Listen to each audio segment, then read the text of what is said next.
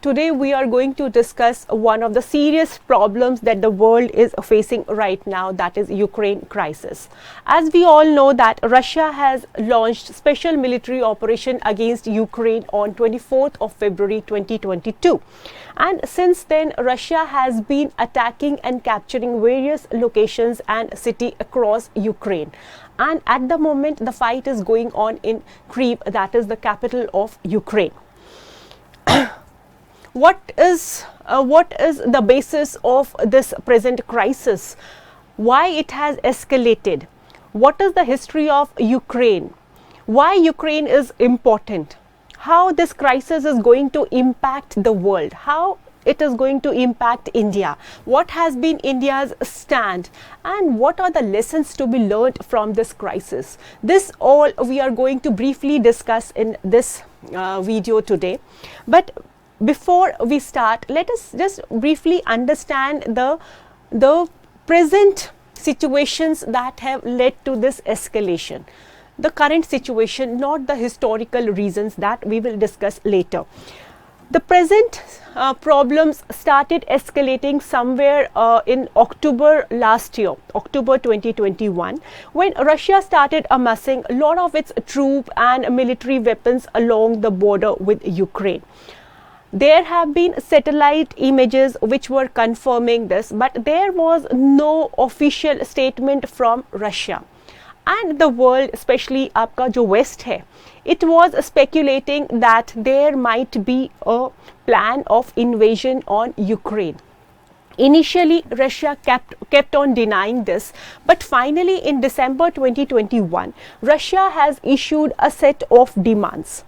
Number one demand was that Ukraine should not be included in NATO, and number two, that there should be reduction of NATO's forces and equipments in Eastern Europe.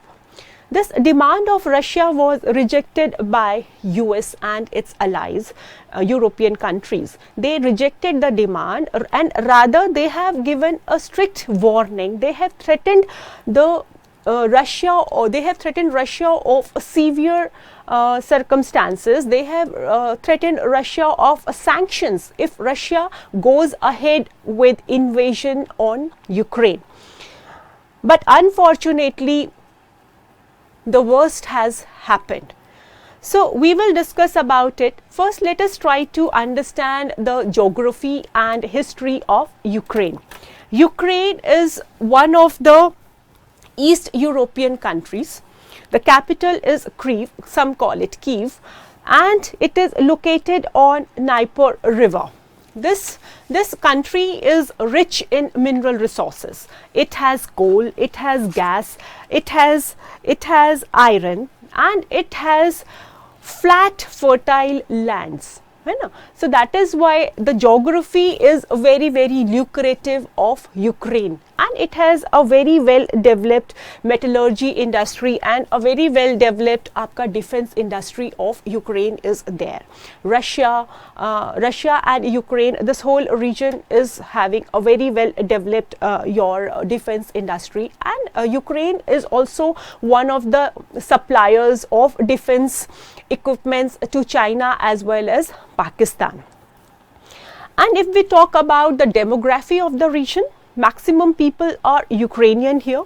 Then we have 17% of the population is your ethnic Russians. Then we also have Belarusians, the Belarus people. We also have Poles here. We also have Tatars here.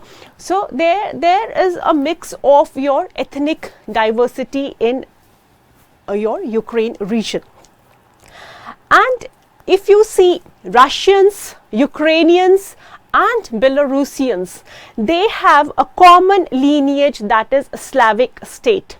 Slavs are the Indo-European ethno-linguistic groups in Europe. So they have a common lineage of your Slavic state. Now, if you see the history of Ukraine, Ukraine is a newly independent country. Its history is just 30 years old. It is a 30-year-old independent country. And post Second World War, it has been the part of USSR, that is your Soviet संघ है ना, United जो हमारा Soviet संघ था, ये Ukraine जो है सेकेंड वर्ल्ड वॉर के बाद मोस्टली उसी का पार्ट रहा है. And within the periods of within the periods of First and the Second World War, from time to time Ukraine has been ruled by Poland, by Romania, by Czechoslovakia, and it has enjoyed a very brief period of independence during that time between 1918 to 1920. So overall there has been a lot of influence of Russia or USSR, because it was the part of USSR for most of the part post Second World War. It was the second most powerful country or republics of USSR after Russia. It has housed a lot of your Soviet nuclear arsenal, which it has exchanged with Russia, which it has exchanged with Russia for getting Russian security and Russia recognizing its sovereignty. And if you see the history of the present crisis, it goes back to it has the roots, it goes back to the Medan protests. Medan protests that started in Ukraine. Medan, yes, Medan is the word. Medan means square. Medan protests, now this is called as the Freedom Square, and these started somewhere around November 2013. These Medan protests saw a lot of demonstration against the government. There was civil unrest, lot of protest. Why? Because during this period, the president who was there, Viktor Yanukovych, he has rejected a deal which was forwarded by European Union, economic integration plan of European Union. He has rejected it, and rather he has signed a bailout package with Russia, and that is why people started protesting against the president. And it is called as Medan protest, and sometimes it is also referred to as your Ukrainian spring, echoing the word Arab Spring. So after this, a lot of protests were there, and finally the government was toppled and the president has fled to Russia. So Russia got worried. After this incident, Russia got worried of Western influence near its borders, and hence it annexed Crimea. Crimea, if you see, Crimea is this peninsula. It's a peninsula which is surrounded by your Black Sea, and it is a Sea of Azov. And this peninsula, Crimea Peninsula, has a lot of importance to Russia. Why this has a lot of importance? Because Russia has the access to the Mediterranean Sea through your Black Sea here. So that is why this Crimea is having a lot of importance for Russia. And here also in the southern western part of Crimea, here we have the port of Sevastopol. Port of Sevastopol is here, and this port is of utmost importance to Russia because this is a ice-free port, deep sea port, which in the region which Russia is having. So that is why this region is very important for Russia, and Russia has annexed Crimea in 2014. If we see the history of Crimea, Crimea was once the part of your Russian Soviet Socialist Republic, and it was given to Ukrainian Sovereign Socialist Republic to mend better ties between the two republics of Soviet Union. And since they were part of the Soviet Union, it did not matter much. But after 1991 breakdown, Crimea became a part of Ukraine. It became an autonomous region of Ukraine, and in 2014 Russia has militarily occupied it, and after that a referendum was conducted in Crimea, And the result of the referendum was that people wanted to become a part of Russia, and it became a part of Russia. And how free and fair the referendum was, if you ask Russia says that it was a very free and fair referendum, which led to the liberalization which led to the freedom of Crimea. When you ask West, it says it was not liberalization, but it was annexation. So what has happened after Crimea? So after Crimea, the focus shifted to the eastern part of Russia. The focus shifted to the eastern part of your Ukraine. Russia shifted its focus to this Donbas region. This is called as the Donbas region. It has two provinces, that Luhansk and Donetsk is there. So focus shifted to this region, and this region is rich in your minerals. This region has metals, and this region has very good fertile lands. So focus started here. Separatist, as it is these two regions, they have separatist held areas here, and Russia was providing them tacit support. Initially, Ukraine did not pay much attention to it, but the main focus started when in 2014 a Malaysian civilian aircraft was shot down by the Russian missiles, and immediately after that Ukrainian government started flushing out the rebels from the area, and the Russian army came in support of the separatists here, and there were military escalations. And finally, it has led to Minsk Accord. Minsk Accord was signed on 5th of September 2014, which talks about de-escalation, which talks about withdrawal of heavy weaponry, which talks about ceasefire, which talks about reforms in Ukraine giving more autonomy or self-governance in certain regions in the eastern Donbas region, etc., etc. But till date, nothing has happened on grounds. So this is a brief background about your Ukraine and Russian relationship. Now the million-dollar question is, why has Russia attacked Ukraine this time? See, what has happened is that after 1991, after the breakdown of USSR, NATO has started its expansion towards Eastern Europe.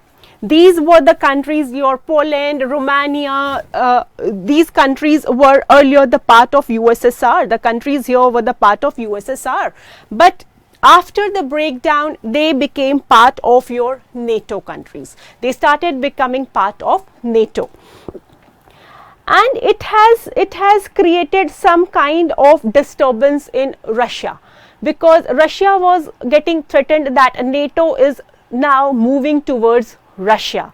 So finally in 1997, there has been an agreement signed between NATO and Russia that NATO would not move an inch. Now on, NATO would not move an inch towards Eastern Europe. It would stop its expansion in Eastern Europe, because naturally it's a strategic concern for Russia. So 1997, the agreement was signed, but despite of signing the agreement, what we have seen that NATO has been continuing with its expansion approach, and in 1999 it has made your Poland, Hungary, Czechoslovakia as its members, and now it's the turn of Ukraine. So Russia is using aggressive means to stop the expansion of NATO in its backyard. It is trying to stop the influence, it is trying to stop the militarization in its backyard. And why not?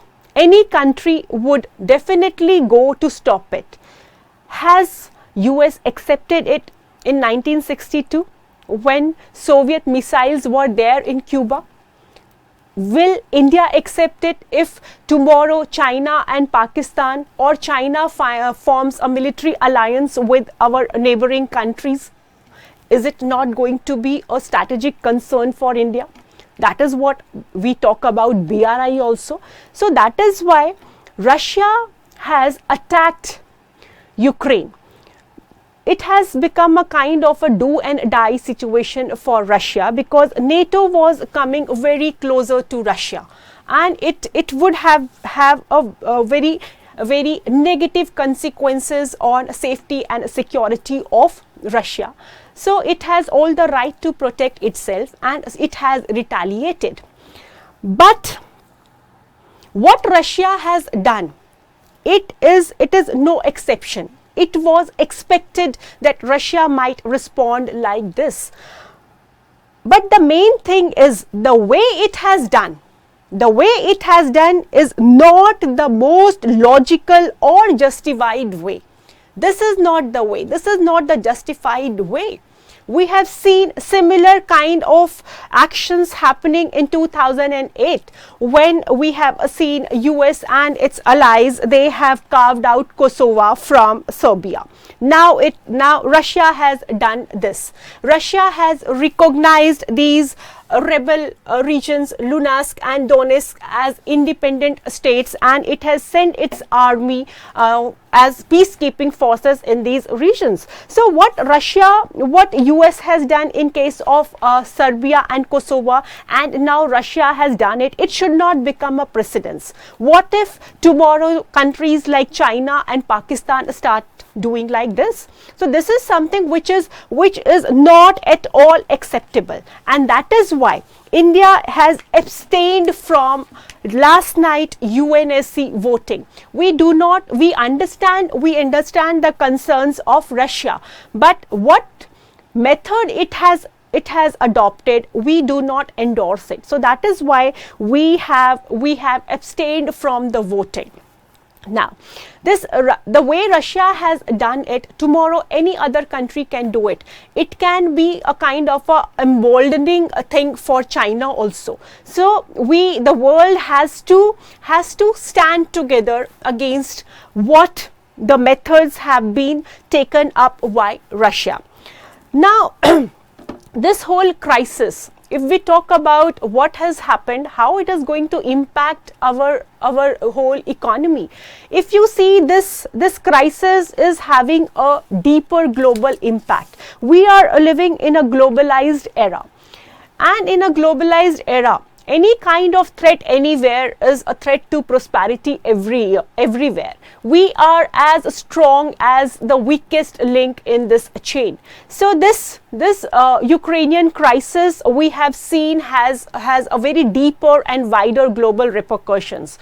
The Brent crude price, for the first time after 2014, it has crossed $100. And there are speculations that it might go up to even $135 per barrel. So this is something, because this is very, very alarming. Already the world is facing the economic crisis post pandemic, and now this is a big hit on our economy. So your energy bills, petrol, your plane tickets, everything's cost has increased. Inflation has increased. Cost of living has increased.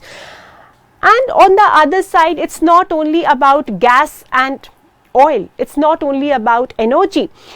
Russia and Ukraine, they are dubbed as the bread basket of Europe.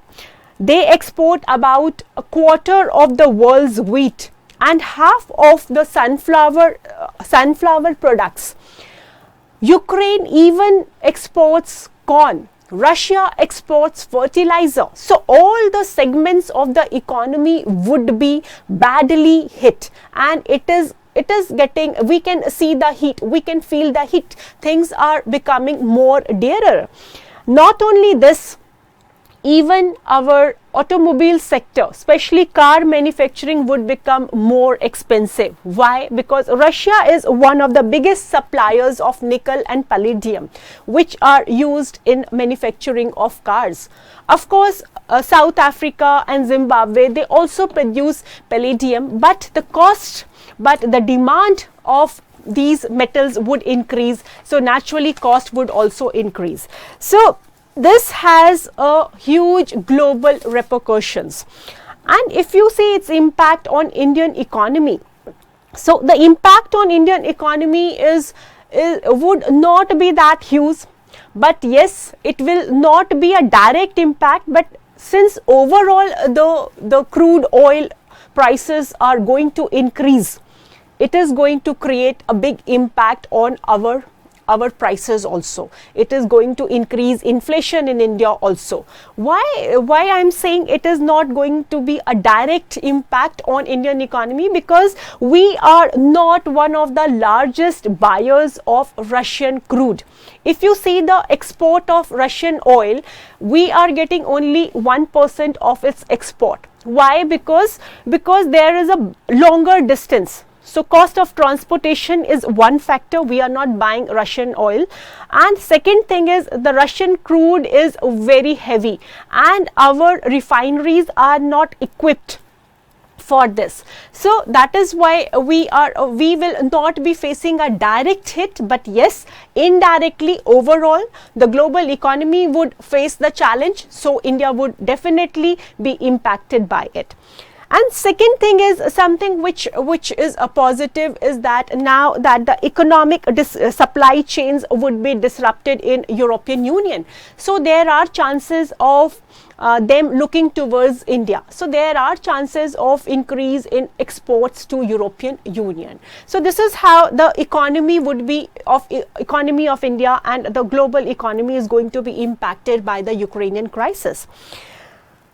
Now, one of the very important questions that comes to our mind is, how is India responding to this situation, the whole crisis? How India is dealing with the whole crisis? There is a lot of criticism to what India is doing right now. Some people are saying that India should not sit at the fence. India should now take sides and all. So now let us briefly discuss about India's stand on the issue and India's concerns in this crisis. The first and the foremost concern that India is having from the crisis is, number one, is the safety and security of our citizens. We have around 20,000 Indian citizens living in Ukraine, and most of them are young medical students. So we are trying hard to evacuate them, and last night first flight from Ukraine has landed in Mumbai under Operation Ganga, and we are trying, our embassy there is trying, MEA is trying to evacuate each and every Indian safely out of the war zone of Ukraine. And now, as far as India's reaction to the whole thing is concerned, how India is reacting, this crisis has put India in a very tight spot. Why? Because we have, on the one hand, we have Russia, and on the other hand, we have US, and both are very important for us. Russia is a time-tested friendship. If you see the statement of Mr. S. Jaishankar, our foreign minister, a few months back, he has said that India-Russia relationship is one of the steadiest of the relationships in the world post Second World War. We have a special strategic partnership. Russia is our major defense supplier. More than 60% of our arsenal is Russian.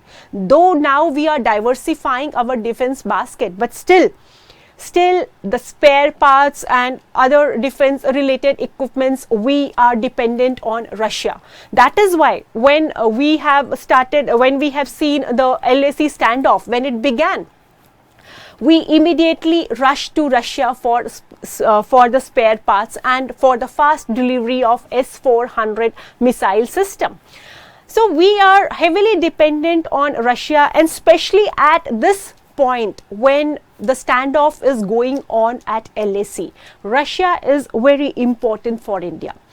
Apart from this defense thing, Russia is also important because Russia has supported India on major global platforms like UN, especially on Kashmir issue. Even when we have abrogated Article 370, we have changed the status of the state of Jammu and Kashmir to union territories. We have seen Pakistan and China have tried to raise the issue in UN, but Russia has always supported India on this issue. Thirdly, Russia is important because Russia can play a major role with India for stabilization of Central Asia and Afghanistan, which also have lot of security concerns for India. So on the one hand, we have Russia and it is very important for us. On the other hand, we have US and its allies. And if you see for the coming 20 to 40 years, our biggest concern would be China. China is our greatest concern. It's our greatest threat. And to counterweight China, especially in the Indo-Pacific, we need US. We need US and its allies. So there also we have to weigh all the pros and cons. And not only China, Europe and US they are also important trade partners, and European Union is providing us a lot of opportunity for connectivity, for trade, for people to people contact, and especially after India has come out of RCEP, we are looking for new trade agreements, and Europe and UK are one of the biggest potentials that we have. So both are very important for India. US is also important, Russia is also important, and both are very important for us. So that is why we are not taking sides. We have not voted against Russia.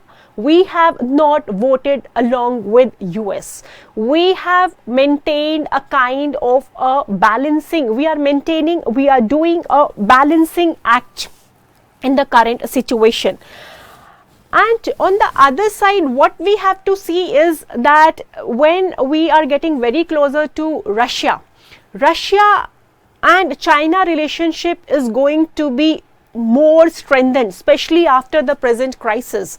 And on the other hand, even Pakistan is cozying up with Russia. We have seen Mr. Imran Khan, the Pakistani Prime Minister. He is the first foreign dignitary to have visited Russia immediately after the starting of this special military operation by Russia in Ukraine.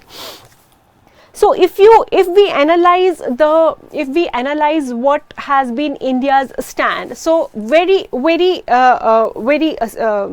concisely we can say that India has taken a very well considered and balanced position on the evolving crisis.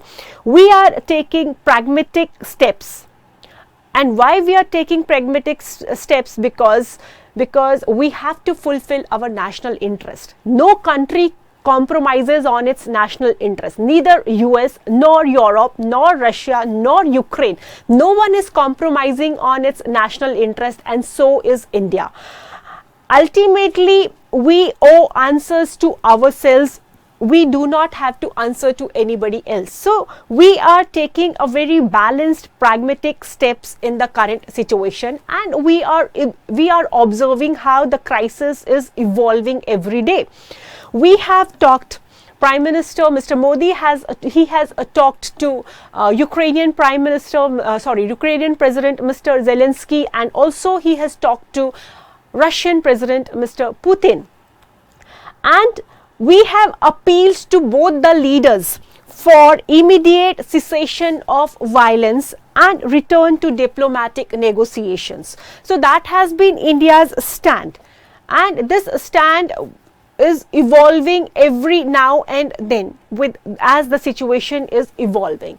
But yes, one thing is constant: we are not compromising on our national interest, and second thing is we are not accepting violence. We are talking about cessation of violence at the earliest. So this is how has been India's stand till date on the issue. Now the most important thing that we should at least think upon is that what are the lessons that this whole crisis is teaching us, because this is not something which is happening in the history for the first time. History is repeating first as a tragedy, then as a farce. So again and again such kind of incidences are happening in the world. So what lessons we are learning, and what lessons this current situation is teaching us? So what I think is, first, that the lesson that we are getting is that India needs to be a stronger country. We need to reduce our dependence, especially our defense dependence on other countries. Had we not been dependent on defense supplies on a particular country, then our reaction in the present crisis might have been quite different. So we have to reduce our defense dependence, and we have to focus more on the Indianization of defense production, and that is what we are now focusing upon. Second thing is, we means as a global community, we need to come together to reform the global multilateral organizations. We need to make them more democratic, because again, unfortunately, in the current crisis, UN has come out as a teethless tiger. As a toothless tiger, again, the same image of UN is there. So this clearly shows that if we have multilateral bodies to spread peace and prosperity in the world, so these bodies should actually act at the time of the crisis. They should not be a toothless tiger or paper tigers. So we need to reform the global multilateral system, the global security system. These things are now of the utmost importance to the global community. Third thing is, and this is a very important thing from my perspective, that another important learning is that we should not mix economic and strategic goals. It becomes a very lethal combination. It becomes a very deadly combination. What we are seeing in Ukraine, European Union and NATO, they have started mixing up the goals. European Union economic goals, NATO strategic goals. So whenever, if you go back into the history, whenever we have tried to mix the two, be it the case of your West Asia, be it the case of your Afghanistan, and in the present situation, the case of Ukraine. So we should keep these two goals separate. Economy and strategic goals should not be merged. And fourth thing that comes out of this crisis is that, and we cannot deny this fact, that a new global order is emerging. We have to accept it. A new global order is emerging. Especially this military operation of Russia in Ukraine has shown that it has the military capability to impose the will despite the Western objections and sanctions. This is something is very serious. Sanctions are losing their sheen. And countries are not no more scared about the sanctions. They do not worry about the sanctions. Of course, sanctions are creating some kind of damage on that particular country. Countries are afraid of it, but it is now losing the sheen. Why? Because the world is divided. ठीक है, अगर Russia knows that कि China, that US is going to impose sanctions. उससे पहले ही उसने जो है China के साथ अपनी oil deal कर ली है ना, to somehow take a bypass for this sanction. So sanctions are losing somewhat, they are losing their importance, they are losing their sheen, and we are moving towards a new emerging global order where Russia and China are trying to reshape it. Russia is a critical gas supplier, especially to Europe, and China is the global powerhouse of manufacturing. So the whole world is integrated and the whole world is divided also. Europe and China जो है, they are closely integrated. USA and China, they are closely economically integrated. We are we are combined by the global supply chains, value chains on one hand, and on the strategic issues we are divided. So that is what is the new conundrum that the world is going to face.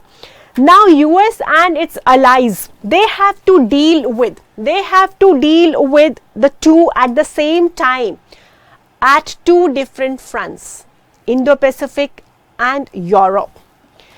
So if you see, the world as a whole is sailing through the choppy waters of geopolitics. And all of us, all the countries, we have to keep our patience. We have to respect each other's concerns. We have to respect each other's rights. If we want, the ultimate thing that we want is the betterment of humanity. If we have to survive, we have to respect each other's concerns. So this is all, in a nutshell, this is all about the present crisis in Ukraine. And in the end, it reminds me of the lines of Muhammad Darwish lines, which says that the war will end. The war will end, the leaders will shake hands. The war will end and the leaders will shake hands. The old woman will keep waiting for her son. The old woman will keep waiting for her martyred son.